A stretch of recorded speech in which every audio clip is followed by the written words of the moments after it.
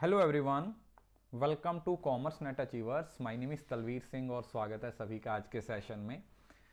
मैं कॉमर्स के स्टूडेंट्स के दिसंबर के एग्ज़ाम के लिए एक नई सीरीज़ है वो शुरू कर रहा हूँ, नो द डिफरेंस। तो इस सीरीज़ में मैं कोशिश करूँगा कि क्लोजली रिलेटेड जो टर्म्स हैं उनके डिफरेंस को मैं एक कंपैरिजन चार्ट की हेल्प से आप लोगों तक पहुँचाऊँ, जिससे कि आपको पता चल सके कि कॉन्सेप्ट क्या है और उससे रिलेटेड अगर कोई क्वेश्चन पूछा जाए, जैसे कि इस क्लास के एंड में भी एक क्वेश्चन है जो आपको पूछा जाएगा, वो क्वेश्चन को समझने में भी आपको कोई दिक्कत ना हो। तो ये सीरीज़ हम आज से कंटिन्यू करेंगे। ये सीरीज़ हम लगातार एग्जाम तक चलाएंगे। इसी तरीके से कुछ पेपर 1 से रिलेटेड भी मैं प्लान कर रहा हूँ, उसके बारे में भी आपको बताऊंगा। तो आज हम बेसिकली जो हमारा नेगोशिएबल इंस्ट्रूमेंट एक्ट के अंदर चेक और बिल ऑफ एक्सचेंज है, इसके डिफरेंस को समझने की कोशिश करेंगे। चैनल पर पहली बार आए हो तो सब्सक्राइब कर लेना और उसके साथ जो बेल आइकन बना है उसे जरूर से प्रेस कर लेना, ताकि जो भी वीडियो अपलोड करूं उसकी नोटिफिकेशन आपको मिलती रहे। टेलीग्राम चैनल अगर आपने अभी तक ज्वाइन नहीं किया है तो बहुत बड़ी गलती कर रहे हो, क्योंकि 2023 के सारे PYQ जो इस बार हुए हैं वो सारे के सारे आप लोगों को इसी टेलीग्राम चैनल पे फ्री ऑफ कॉस्ट हैं, मिलने वाले हैं। अभी ही ज्वाइन कीजिए जाके टेलीग्राम चैनल को। उसके साथ साथ अनअकैडमी पे आपको पता है मैं नंबर 1 एजुकेटर हूँ और इस बार भी हमारा बैच से बहुत ही अच्छा रिजल्ट आया है, वो आप लोगों को जल्दी ही शो कर दिया जाएगा। तो अगर आप भी चाहते हो कि आपका रिजल्ट भी अच्छा है तो अनअकैडमी पे सब्सक्रिप्शन ले लीजिए, क्योंकि आज लास्ट डेट है जिसमें आप 25% तक ऑफ ले सकते हो पेपर 1 और पेपर 2 के सब्सक्रिप्शन के लिए। और बहुत सारी स्पेशल क्लासेस भी आप लोगों के लिए हम कंडक्ट करते हैं जिसका आप एडवांटेज ले सकते हो। तो भी हम समझने की कोशिश करते हैं कि जो चेक और बिल ऑफ एक्सचेंज है इसके बीच में क्या डिफरेंस होता है। पहले हम एक बेसिक डेफिनेशन समझते हैं। चेक आप लोगों को पता है बैंक में इस्तेमाल होता है।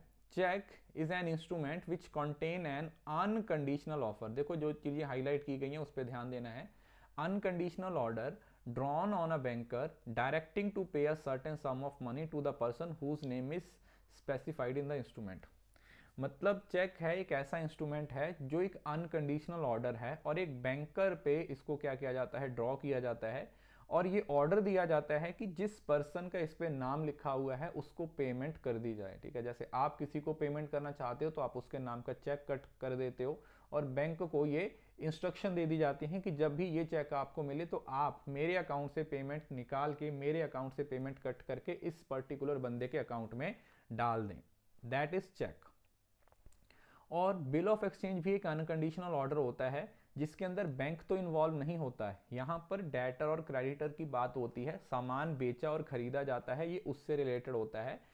To pay a certain amount to a specific person, कि एक स्पेसिफिक पर्सन है उसको ये वाली पर्टिकुलर पेमेंट है वो दे दी जाए। ठीक है, ये वाली जो पर्टिकुलर पेमेंट है वो इस पर्सन को दे दी जाए। तो ये तो एक बेसिक डेफिनेशन है। अभी हम इसकी एग्जैक्ट डेफिनेशन के साथ साथ इसका कंपैरिजन चार्ट समझने की कोशिश करते हैं। मीनिंग, चेक क्या है? A document use to make easy payment on demand and can be transferred through hand delivery is known as cheque. तो बैंक के अंदर आप जो चेक देते हो, ठीक है, इसलिए उसकी टेक्निकल डेफिनेशन लिखी हुई है, अदरवाइज आप लोगों को पता ही है। और बिल ऑफ एक्सचेंज क्या है? एक रिटर्न डॉक्यूमेंट होता है। 11वीं में भी आप इस टॉपिक को पूरा अच्छे से पढ़ते हो। That shows indebtedness of debtor towards creditor, जिसके बेसिस पे आप ये बता सकते हो कि इस पर्टिकुलर बंदे ने इस बंदे की पेमेंट करनी है। इंडेप्ट उस पे उस बंदे का उधारी है, ठीक है, क्रेडिटर की। चेक का सेक्शन 6 है, ठीक है, 6 है। तो आप इसको कैसे याद रख सकते हो? जैसे जो चेक है वो आप लोगों का सी से होता है, तो सी को ऐसे घुमा दो तो 6 बन जाएगा। ठीक है, तो चेक का जो हमारा सेक्शन है वो कौन सा है? वो है हमारा सेक्शन 6। और जो बिल ऑफ एक्सचेंज है उसका सेक्शन क्या है? 5। तो बी सी, बी सी में 6 हो गया, बी में 5 हो गया। तो ऐसे भी आप याद रख सकते हो। एक चेक को आप डिस्काउंट नहीं करवा सकते, ठीक है, क्योंकि बैंक में इस डिस्काउंटेड का कोई कनेक्शन नहीं होता है। लेकिन जो बिल ऑफ एक्सचेंज है उसको डिस्काउंट करवाया जा सकता है और वो नॉर्मली होता भी है।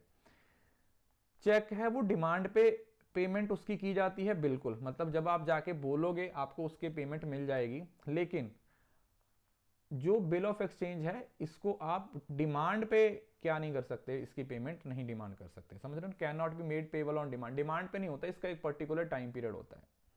अगर ग्रेस डे की बात करें, जैसे एक चेक है उसका एक पर्टिकुलर टाइम है, उस टाइम के दौरान उसको आप इनकैश करवा लिया तो करवा लिया, लेकिन अगर उसके बाद आप उसको इनकैश करवाओगे तो वो नहीं होगा। लेकिन बिल ऑफ एक्सचेंज में भी 3 महीने का टाइम होता है, 3 महीने के अंदर उसकी पेमेंट करनी होती है, लेकिन उसके बाद भी आपको 3 दिन का ग्रेस पीरियड मिल जाता है। तो मतलब 90 + 3, तो टोटल 93 डेज हैं वो आप लोगों को मिलते हैं बिल ऑफ एक्सचेंज के केस में। ड्रॉन, जो चेक होता है वो हमेशा ड्रॉ किया जाता है किसी पर्टिकुलर बैंक पे, और बिल ऑफ एक्सचेंज होता है वो किसी भी पर्सन पे हो सकता है, इवन के बैंक पे भी हो सकता है, जिसने पेमेंट करनी है उस पर ड्रॉ किया जा रहा है। नोटिंग और प्रोटेस्टिंग, इस cheque is dishonoured, it can not be noted और प्रोटेस्टेड। क्यों? क्योंकि वो डिसऑनर हो चुका है, तो उसका कुछ नोटिंग या उसका प्रोटेस्टिंग का कोई कंसेप्ट नहीं रहता है, क्योंकि वो चेक है। और चेक बाउंस होता है तो आपको पता उसकी पेनल्टी होती है। लेकिन अगर बिल ऑफ एक्सचेंज में डिसऑनर्ड का कंसेप्ट आता है तो इट कैन बी नोटेड और प्रोटेस्टेड। तो इसमें नोटिंग और प्रोटेस्टिंग दोनों ही कंसेप्ट्स का क्या किया जा सकता है, इस्तेमाल किया जा सकता है। तो चेक के केस में नोटिंग नहीं होती है, डिसऑनर के केस में, और ना ही प्रोटेस्टिंग होती है। लेकिन जब हम बात करते हैं बिल ऑफ एक्सचेंज की, तो यहां पर अगर आपका बिल ऑफ एक्सचेंज डिसऑनर हो जाता है तो उस केस में आप उसका नोटिंग प्रोसेस में भी जा सकते हो और उसके प्रोटेस्टेड में भी जा सकते हो। क्लियर है जी? तो ये इसका बेसिक डिफरेंस। अभी हम इसका एक क्वेश्चन देखते हैं। अच्छा, कुछ और पॉइंट है। स्टैंपिंग है, ठीक है। चेक के केस में आप लोगों को पता है कोई स्टैंपिंग का ऐसा कंसेप्ट होता नहीं है कि आपको कुछ इसमें एज सच स्टैंपिंग करनी पड़ती है, लेकिन बिल ऑफ एक्सचेंज है उसमें स्टैंप इंपॉर्टेंट होती है। क्रॉसिंग, क्रॉसिंग सिर्फ और सिर्फ चेक की होती है, बिल ऑफ एक्सचेंज के साथ क्रॉसिंग का कोई कंसेप्ट नहीं होता। क्रॉस चेक आप लोगों को पता ही है, वो जनरल हो सकता है या स्पेसिफिक भी हो सकता है, ताकि जो पेमेंट है वो उसी पर्सन को मिले जिस पर्सन को वो मिलनी चाहिए। ठीक है, क्रॉसिंग का मतलब यही है। देखो ये बता दिया था कि वैलिडिटी इसकी 3 महीने की है। बिल ऑफ एक्सचेंज में ऐसा कुछ एप्लीकेबल नहीं है, लेकिन ये जो ग्रेस पीरियड वाला कंसेप्ट है वो मैंने आप लोगों को यहाँ पर समझाया है। Payer to be on demand, ये मैंने पहले भी बता दिया है, और ये डिमांड पे नहीं हो सकता as per RBI 1934। Discharge from liability, the drawer of a check is not discharged by delay of the holder in presenting it for payment unless because of delay his interest have been damaged owing to bank's failure meantime, or drawer of bill is discharged from liability if it is not duly presented for the payment। अगर bill of exchange में bill उसको present नहीं किया गया particular time period में, तो वो अपनी लाइबिलिटी से क्या हो जाता है, डिस्चार्ज होता है। लेकिन ऐसी सिचुएशन चेक के केस में नहीं होती। और एक इंपॉर्टेंट पॉइंट जो चेक और बिल ऑफ एक्सचेंज को सेपरेट करता है वो क्या है कि जो चेक है उसको एक्सेप्ट करने की जरूरत नहीं होती है, लेकिन बिल ऑफ एक्सचेंज तभी वर्किंग में आता है, तभी एप्लीकेबल होता है जब आप उसको क्या करते हो, एक्सेप्ट करते हो। अगर आपने बिल ऑफ एक्सचेंज एक्सेप्ट नहीं किया है तो आप उसके अंदर जो पूरा प्रोसीजर है उसको फॉलो नहीं, मतलब वो स्टार्ट ही नहीं होगा, वो उसका जो प्रोसेस होता है वो स्टार्ट ही नहीं होता है। क्लियर है? अब अगर हम इस सवाल को देखते हैं, which of the following is not correct difference between cheque and bill of exchange. Cheque defined in section 5 where the bill of exchange is defined section 6 of negotiable instrument 1881। दूसरा, no such requirement of stamping is in cheque where bill of exchange must be stamped. If the check is dishonored, it cannot be noted or protested. Where a bill of exchange is dishonored, it can be noted or protested. All are correct only. तो अगर देखा जाए तो not correct पूछा हुआ है, तो 3 जो सेकंड और थर्ड ऑप्शन है ये तो सही है, यहाँ पर गलत है, क्योंकि चेक में मैंने आपको अभी बताया था चेक में 6 है, और जो आपका बिल ऑफ एक्सचेंज है उसके अंदर जो सब सेक्शन है वो कितना है, 5 है। तो ये हमारा फर्स्ट लेक्चर है। इस सीरीज को हम कंटिन्यू करेंगे, क्योंकि मुझे लगता है कि जो छोटे छोटे चार्ट्स हैं, ठीक है, छोटे छोटे पार्ट्स हैं, अगर उनको अच्छे से कवर कर लेते हैं तो एग्जाम में काफ़ी ज़्यादा हेल्प है वो हमारी हो जाती है इन सारी चीज़ों का स्कोर पर अचीव करने में। और इसकी PDF आप लोगों को टेलीग्राम पे मिल जाएगी। जिस बच्चे ने अभी तक टेलीग्राम चैनल ज्वाइन नहीं किया है, अभी जाइए फटाफट से टेलीग्राम को ज्वाइन कर लीजिए। That's all for today, thank you so much, see you soon in the next video. तब तक के लिए खुश रहें, हंसते मुस्कुराते रहें, और हाँ, इस वीडियो को शेयर करना ना भूलें, बिकॉज शेयरिंग इज केयरिंग।